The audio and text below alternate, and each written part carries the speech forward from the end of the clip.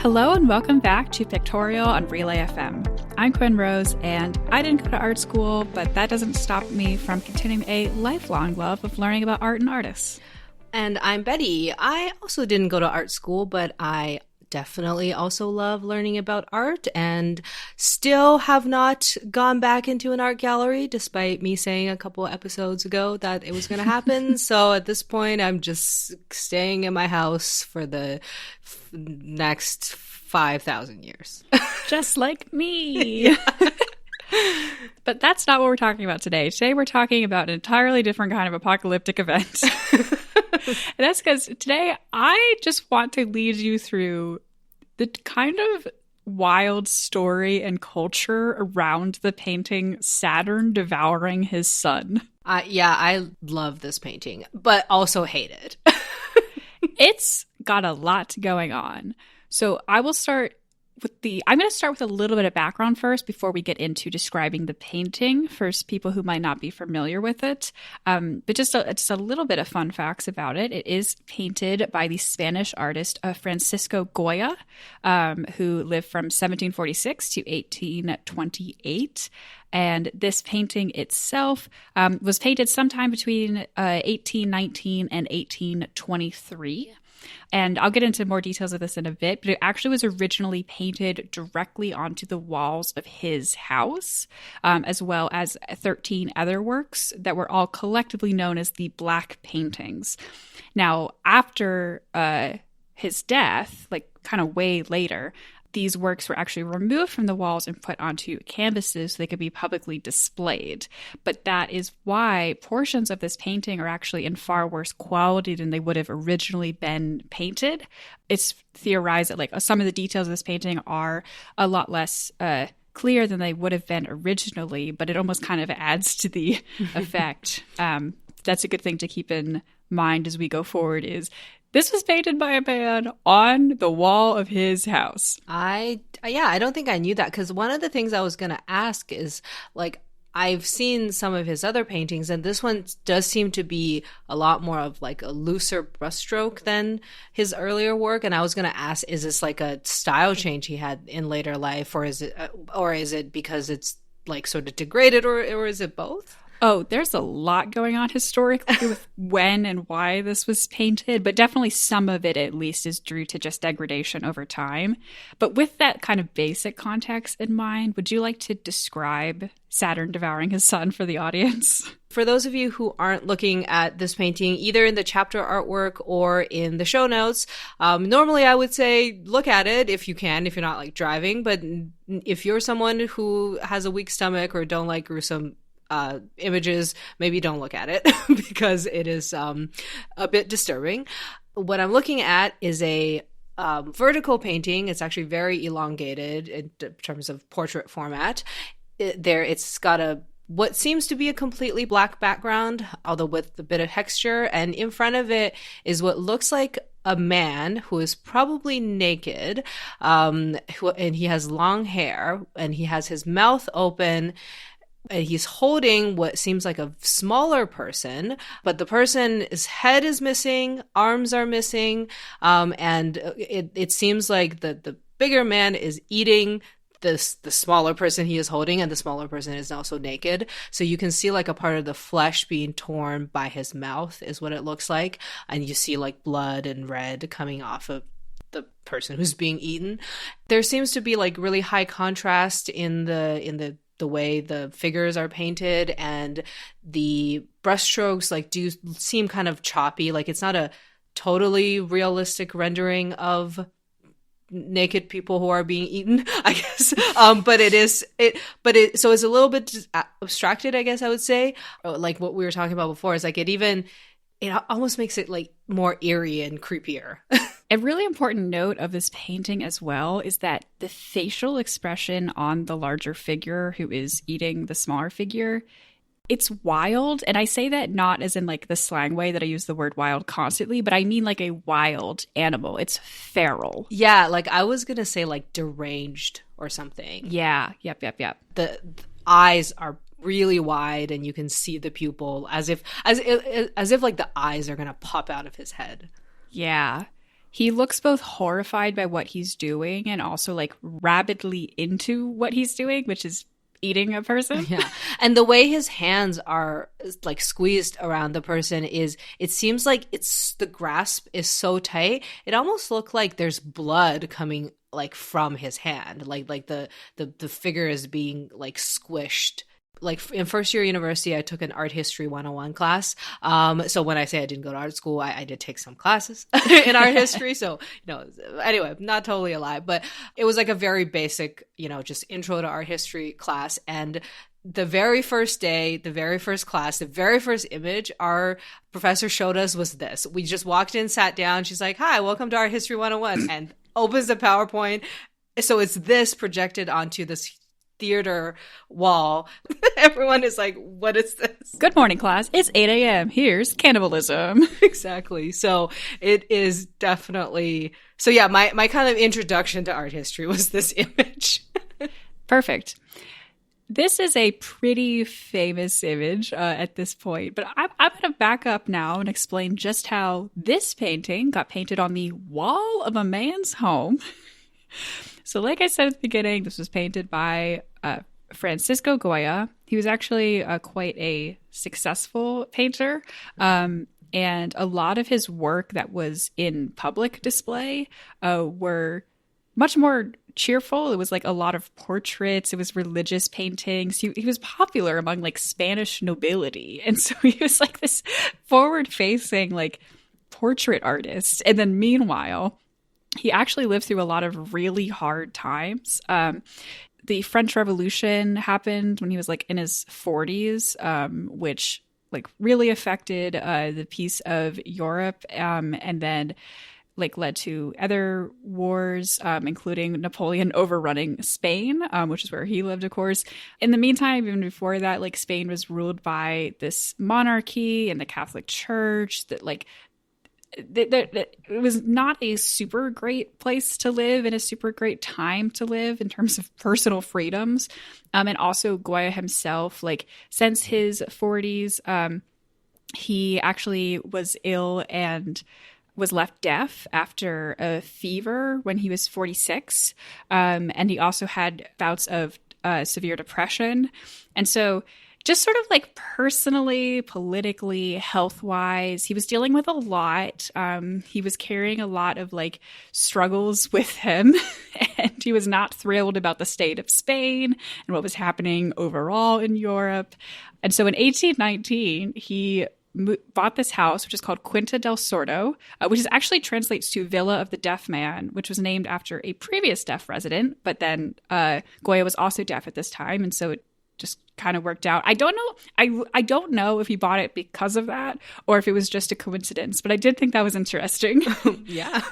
And then in the next 4 years, when he lived at this house, he spent that time painting these 14 oil paintings like onto the walls of his house. Apparently at first he did like some more cheerful ones, and then he just like got more and more upset. Oh. He had struggled with already like two brushes with death from like very serious illnesses at this point. He was in his 70s at this point. And so he painted over like the more happy images to be these black paintings, which is what they are called. It's also very important to note that these paintings, including Saturn Devouring His Son, were never named by him. He never left any notes about their interpretations, and he never intended them to be for public consumption. This was inside his private residence. This is basically like his way of dealing with stuff and processing strife, and he never left anything that indicated he ever wanted anyone else to see these. Actually, that's really interesting. I had heard that this painting may have been something else underneath, like before. So would this have been one where there might have been something happier underneath and he painted it over? Yeah, that's what it sounds like. I don't know how much of his house he had covered in happier paintings before he gave up and just like went full emo on it. But it certainly seems likely that this was one that like, if you remove this, which you shouldn't, but if they had removed this, it would be like a nicer thing underneath. I don't know too much about Goya, but I do know about one of his other paintings, which probably would have been maybe definitely was before this time. And it's called The 3rd of May. It's probably one of his other examples of something that's like kind of gruesome and gory. It's about the Napoleon invasion of Spain, and basically it's this depiction of soldiers like shooting people, and there's already dead people on the ground, and there's like somebody who's about to be shot, and it's also like quite a shocking image. I guess like he already has definitely experience with painting stuff like this, but I believe that one was actually like meant for, you know, other people to be seen, or meant to be seen by other people, whereas this is not. Yeah, this was done in 1814, so it had been just a couple years before he moved into this house and started his own private painting situation. But yeah, definitely similar kind of themes and with the darkness. And it is interesting when you mentioned something about like the precision of brushstrokes, and you can tell the difference even just comparing these two paintings. It's not surprising that they're done by the same artist. I think you can definitely see the similarities, but you can see like there is just a lot more detail dedicated to this. And it's hard to say how much of that is what's been lost to time and how much of that was he was painting on a wall in his house and he didn't care that much. Yeah. I should back up for a moment and say that this painting itself is, this didn't just come whole cloth from his brain. Thank God. This is inspired by a Roman myth, which was in turn inspired by the original Greek myth of this story of Saturn, who was like a great titan of the world, who was told a prophecy that one of his sons would overthrow him. So every time one of his children would be born, he would immediately eat them. So that's not cool. I believe he ate 5 of his children before his wife hid the 6th child away and didn't let him eat him. The 6th child was Jupiter or Zeus and did eventually grow up to defeat his father. That's what happens when you eat your children. It's not great. Yeah, that's eventually someone's going to be like, we have to put a stop to this guy. Yeah. It is worth noting that in most kind of interpretations of the myth and depictions of the myth, the idea is that he swallowed his children whole because they're gods. And so the idea is like they continue just growing as gods in his stomach. And then like when Jupiter defeated Saturn, you know, the rest of the gods just like sprung fully formed from his stomach because they can't be killed. So this depiction of this as this like animalistic, bloody, ripping to shreds act of eating is a deviation from the original conception of the myth. It's also, I guess I'll start with this here. This was named Saturn Devouring His Son by someone else. That was the interpretation of what this was. But beyond the ripping apart of this figure that deviates from the original myth, it also seems, it's hypothesized this actually, first of all, is a daughter, because parts of her figure do seem to indicate like rounder hips and what might have been supposed to be indicating female anatomy, not male anatomy. So that's one feature, is like, was it named Saturn Devouring His Son just because of like a sexist assumption of the time? Like quite possibly. And also they were like, I don't know if this is Saturn at all, because this is like, the Saturn in this figure is like eating an adult, which is very different from the original myth where they were eaten as babies. So if it is supposed to be directly like an interpretation of that myth, it is a very different interpretation than the traditional myth. I guess because this was found after he died, presumably, and other people named it, for all we know, this could be something totally different. Like, I mean, it most likely is inspired by the Saturn story, but technically Goya never said this is exactly what the story is, like what my inspiration was. So it's just kind of like an educated guess of what he probably was referencing. Would that be correct to say? Yeah. And there are a lot of general theories on what he may have been trying to symbolize with this, because considering everything that he had going on and his previous body of work, it's pretty safe to bet that he was intending to symbolize something with this. So some theories include like Napoleon is Saturn, the French Revolution is Saturn, the autocratic Spanish state is Saturn, and it's eating its own citizens. It's just the whole idea of war. It's the idea of the wrath of God. It's the idea of old age devouring everyone with time. Like, there are so many possible interpretations for what this could mean and what Goya originally meant, which of course we will never know.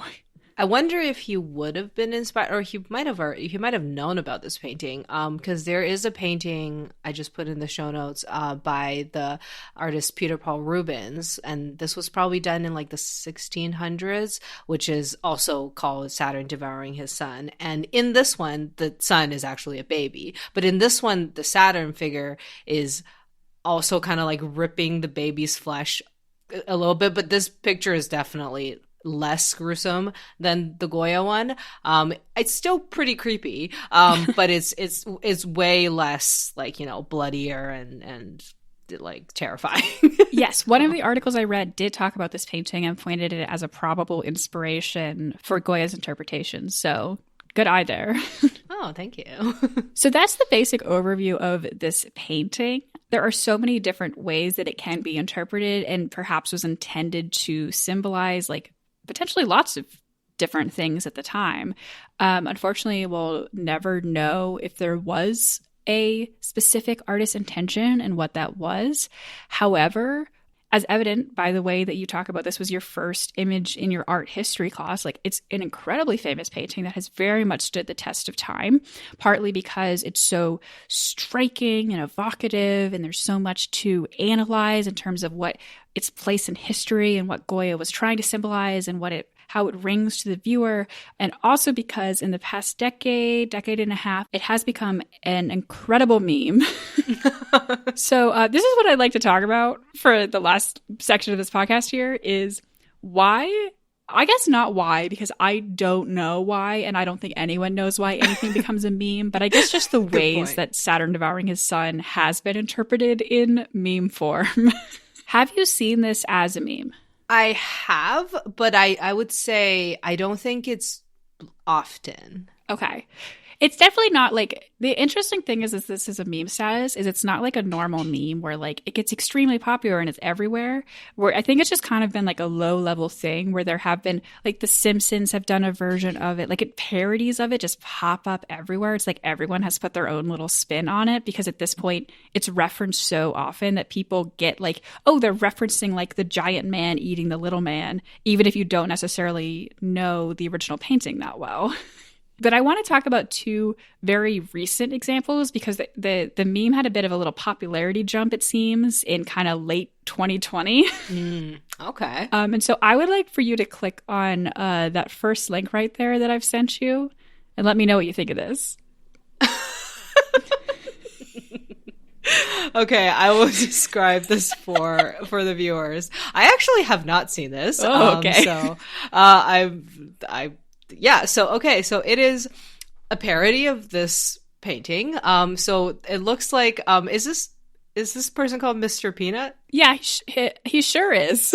Okay, yes, that's what. Okay, it's Mr. Peanut, who is a peanut with arms and legs, and the top hat and a spectacle, or what is that monocle? Called? The monocle, yes.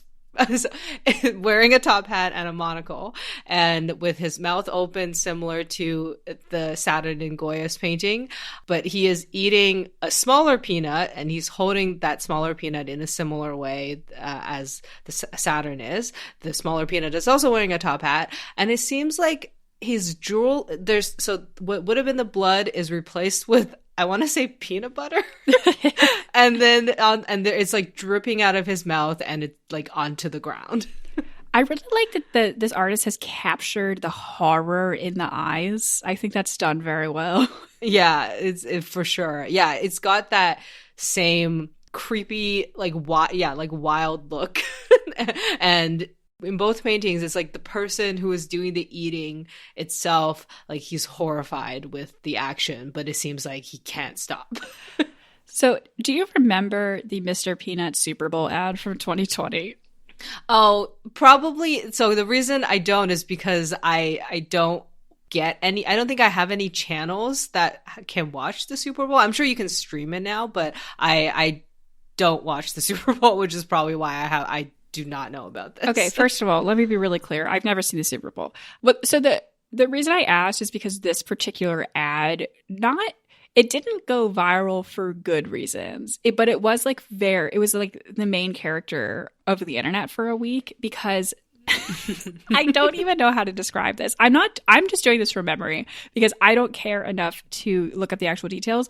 But basically, the company that like owns the character Mr. Peanut, Planters, like the nut company, did this whole ad campaign where they were like, Mr. Peanut is dead. Like they were like, Mr. Peanut's gonna die. And then in the Super Bowl ad, I guess like he got reincarnated as a tiny baby peanut who's like cuter than the old Mr. Peanut. It was very dystopian. And they were like, why did you kill a peanut? I just Google imaged it. I'm not watching like the video yet, but this baby peanut looks really creepy. Yeah, it's so creepy.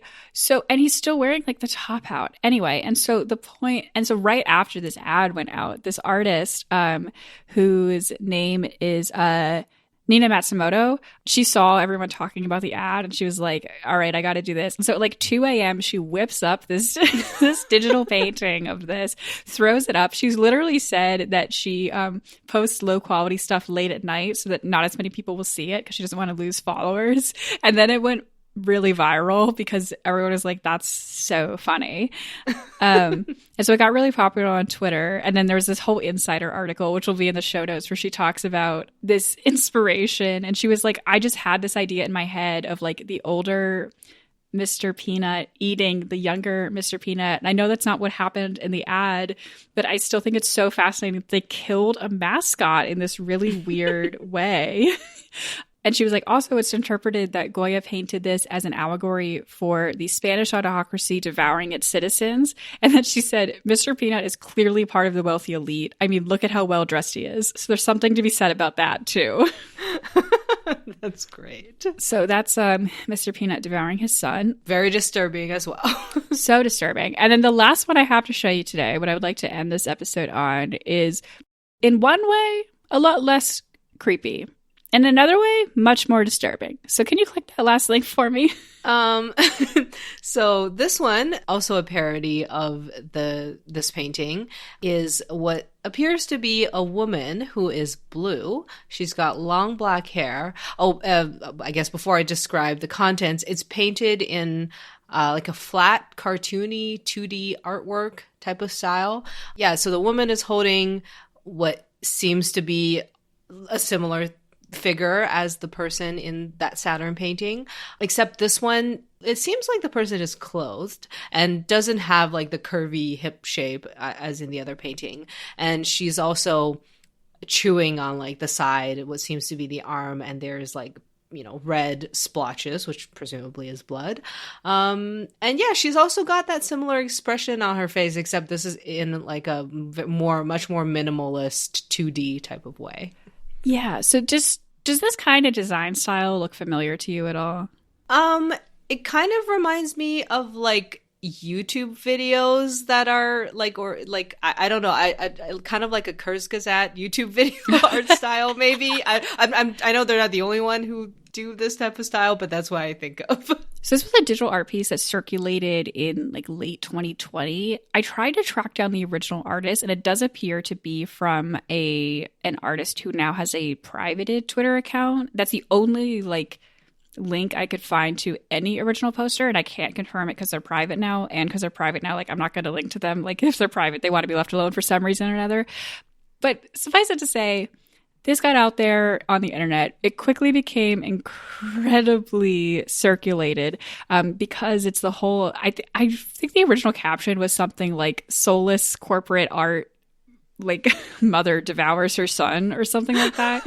Like it's this whole idea of parodying this art style and using it to depict this gruesome thing, but in this very flat, colorful, soulless art style that everybody uses.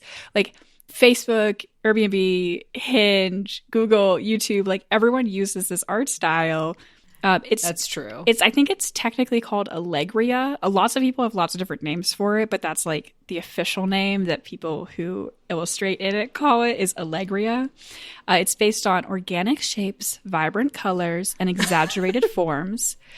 And the whole thing is like every person depicted in this art style was like made of pretty simple shapes. And they're all tend to be very much in motion. They're all very flat and scalable. Like it's very easy to make these kind of fill into whatever space you need for them. And they're also often like not human colored and not human shaped. They'll have like extremely long legs and arms. They'll all be blue or purple or orange, because if you want to just sort of share the vague idea of diversity, you just make everyone look not human, and then everyone's diverse. I think a while ago I had mentioned like graphic design is kind of at a stage right now, or in the last few years, you know, the design trends swing back and forth all the time. And it just seems like right now there's like a really big push on like minimalism. Like everything has become really geometric and simple and just distilled into simple shapes. And I think definitely there, like, a lot of people just hate that because it's, you know, minimalism is just, a lot of people just hate it a lot. Like, and there's definitely like a sense of, I guess, like blandness to it is, but it's just interesting how this art style is usually associated with like cutesy corporate figures, and this artist is just like, it is gruesome. I think that's why it got so popular, and that's why I love it too, is because all of these corporations that use this cutesy little art style are almost universally horrible, like all incredibly exploitative in 100 different ways, and yet they use this little art style to be like, we're so diverse and approachable and cool. We're not like other companies. We're a cool company. It's like, okay, well, you're union busting for the 10th time this week and you exploit international workers and like you're horrible. But everything can be solved with a cartoon. Exactly. It's like, we're not big tech. We're colorful tech. And it's like, okay. But I love the idea of like taking that art style and being like, yeah, they're eating you alive. Wow. Yeah, I think that's great. And I can see how a lot of people who kind of hate this, you know, corporate crap, I guess, would really find that relatable. It's just so funny to toggle between these because I feel like they're representing like the two types of modern humor, where it's like both ideas are taking something very silly and very serious and smashing it together, but one's doing it and like, this is a peanut in this kind of realistic gruesome image. The other one is like, we have made the gruesome image two-dimensional and it's ironic now. Yeah, I really like that this artwork has kind of inspired well, like other artworks, but just other interpretations that could be like vastly different, but still embody this like horror, like this horror that this subject matter is like evoking in people when they see it. Yeah, I think that if he did originally mean that as an allegory for how Spain treats its citizens, I think that this corporate tech art thing is the perfect modern interpretation. A thing actually I was going to ask you about this painting is, have you ever seen or heard of the show Attack on Titan? I've heard of it. I haven't seen it. Oh, okay. For those who haven't heard or either haven't heard or haven't seen it, it's an anime show, but it's really popular. It's become like so popular, like, I don't know, it's like games of what it was called. It's like Game of Thrones or something, except I think probably better. But so like anyway, so it's a show about these giants called Titans who eat people. So and I'm actually not sure. So like people can correct me if I'm wrong. Like I believe the creator of Attack on Titan was, if not overtly like inspired by this painting, would have been inspired in some way. So I put a couple of pictures, put some of the less gruesome versions of pictures from the show, because it is a pretty violent show, of like some of the images of the Titan eating people. But like when I first watched Attack on Titan, like, because in the first episodes, they spoilers, they start eating people. I immediately thought of this painting because it just reminded me of this. And the show also, you know, is known for really horrifying imagery. I'm pretty sure like there would have been at least some inspiration from the creator for Attack on Titan, and I just think it's interesting that, you know, again, like hundreds of years later, it's inspiring like artworks by contemporary artists and like TV shows. Well, there you go. If you want just a full television show version of Saturn Devouring His Son, You can go find it. Exactly. I would like to end this on a fun little question. If someone was to do an artist rendition of you devouring your son, who would your son be in the picture? Oh my God. I'm so glad I don't have children because then this question would be so much worse. But I would think it would be one of my older YouTube videos that I hate. Okay, I want to clarify. You don't have to actually eat the thing. I'm saying that in an artist rendition, if someone was to depict you eating it, what would you be eating? Yeah, please take any one of my older YouTube videos and rendition as me devouring it, because I hate so many of them. I just kind of want them to go away. I mean, I could, delete them or make them private, but I just feel like, Anyway, it's that's the only thing I can think of, because it's like the videos I make are kind of like my babies, and at some point, like when I first made these videos, I was like, oh, this is so great. But then like usually 3 months later, I look back at it and I'm like, oh, this is crap. See, there you go. So you're doing the full Saturn Devouring His Son, where it's an interpretation of like your child's an adult now and now you hate him, and so you have to eat him. Yes. Oh, well, if I have children in the future, I hope they don't listen to this episode. It's fine. You didn't get a prophecy they were going to defeat you. Nobody has to eat anybody. For the record, mine would be my cat. I love her very much, and no harm shall ever befall her, or I'll immediately die. But I think it would be so funny if it was like a painting of me eating my cat, because she's my baby. Yeah, I've always heard about like, cats might like eat their owners if they die, but it would be funny if it was the other way around. But... Oh, wait, I didn't even think of that. Yeah, that's funny. That's like ironic then. So thanks everybody out there for listening to this episode of Pictorial. Please don't eat your children. You can find our show notes and links to all those things that we talked about today at relay.fm/pictorial. Click on things at your own risk, I guess. You can also find us on Twitter or Instagram at PictorialPod. And you can find me on Instagram at AspiringRobotFM. And you can find me on Twitter or Instagram at ArticulationsV, and I am also on YouTube as Articulations. And speaking of YouTube, we also have a YouTube channel, Pictorial Podcast, where we upload video versions of our audio episodes, usually a few weeks after the audio version has come out. It's a little bit behind, but we are slowly catching up. So you won't see this one on the YouTube channel for a while, and that might be a good thing. Thanks for listening, art enthusiasts.